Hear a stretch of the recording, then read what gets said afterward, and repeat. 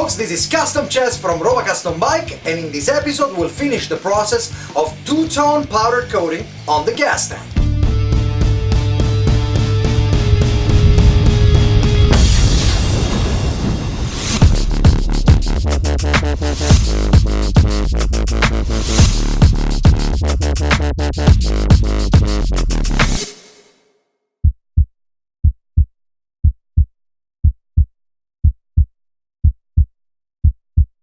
So last night I finished masking the gas tank in the comfort of my living room with the AC and everything, and I'm about to show it to you. But do you remember on Pick My Ride when the client would come in and see finally his car, and they would do the unveiling and everything, and everybody would react, "Oh my god, I can't believe it, everybody moved their arms like this."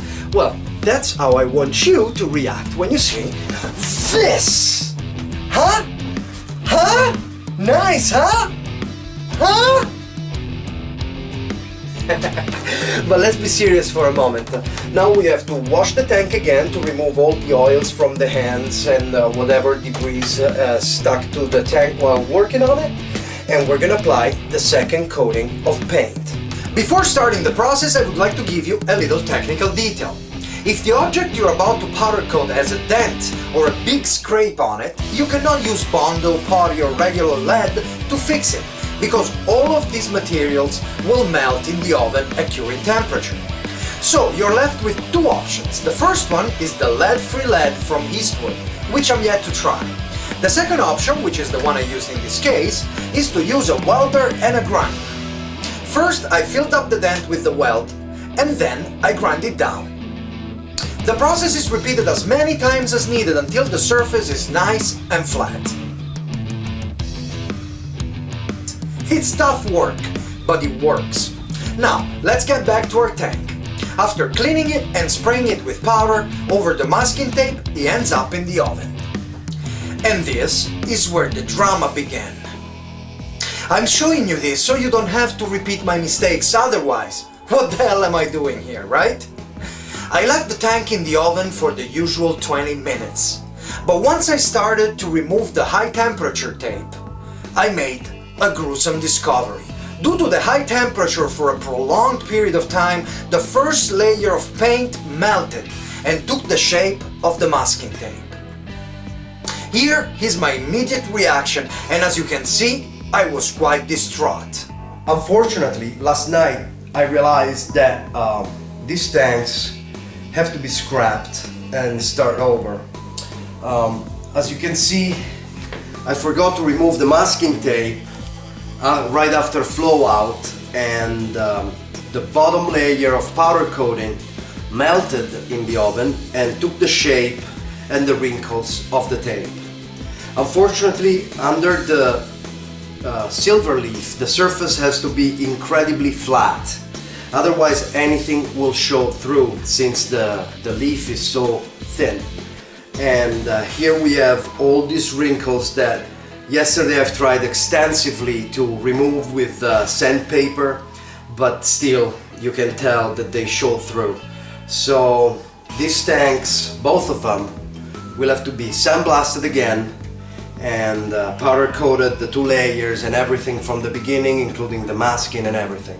All it was left to do is start the whole process again, starting for stripping the paint.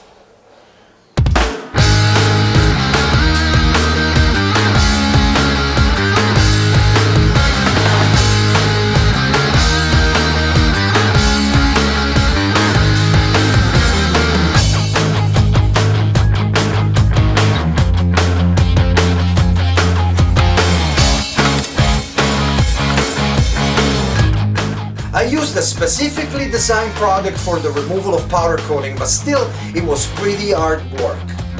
So I managed to bring the tank back to the metal. Then I resprayed the black base color. I recured it in the oven for 20 minutes. And finally, I recreated the design with a high temperature tape. It took about 12 hours of hard work to get back at the same point where I was before the accident.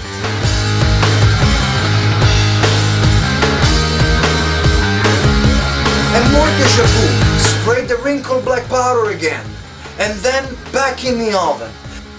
But this time I kept the tank in there just enough for the paint to flow out, so that the paint wouldn't stick to the tank only electromagnetically. Here you can see the moment where the paint is starting to get its texture. So I pulled it out of the oven and I let it cool off. While we wait for the tank to be cool enough to be touched, I would like to show you another product from our sponsor, lux-metal.com. It's called Powder Lux, the plastic headlight regeneration kit.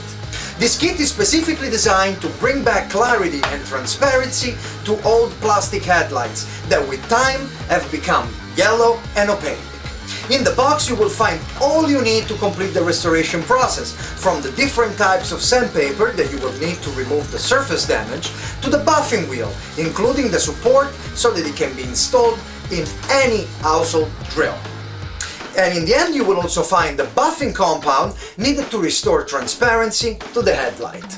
Please visit lux-metal.com and try this kit for yourself, along with all the other great restoration products from this company. In one of the next episodes we will put this product to a real test, so remember to subscribe to this channel to make sure you will not miss it.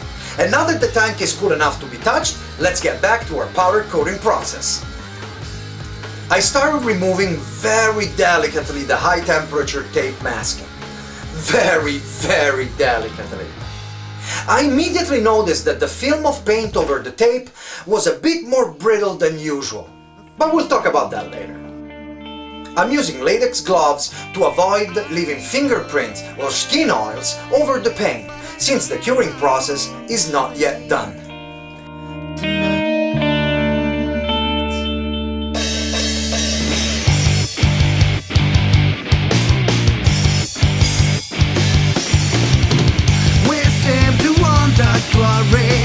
We seem to want to earn respect, but what it takes to get that done, we can be told, we can be told. We give money to children, we give about 10 cents a day, trying to feel good about ourselves, but... At this point the tank goes back in the oven to complete the curing process for the remaining 20 minutes at temperature. I'm not alone. Give me just one sign that tells me I'm not alone. Not alone. We say we fight for freedom. We say we fight to save ourselves, but I keep track of both the temperature and the time meticulously. And now all there is to do is wait. we love to spread democracy, not when you're... And while the tank is baking, I want to show you what I actually meant before when I was talking about the paint being brittle. This is a piece of tape with some powder coating on it that has been in the oven only until flow out. As you can see, the paint is very brittle, weak and has no elasticity. The next piece of tape has been in the oven for the full curing time of 20 minutes at 200 degrees Celsius or 400 Fahrenheit.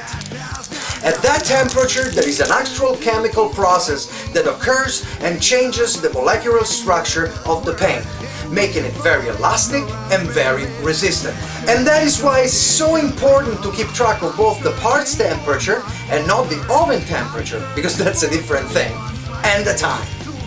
In the meantime, the curing process is over, and the tank can now come out of the oven and cool off. And this is the final result. Make it right. I can see it either way out. Please just give me something. Yeah. The next step will be to apply the silver leaf on the flat black areas, but that is a process that we'll do in another episode. That's it for now, folks. Please visit our new sponsor website, lux-metal.com, and leave a comment, click the like button, and if you really like the show, why not? Tell your friends. So I'm Custom Cez, and I'll see you in the next episode of Roma Custom Bike.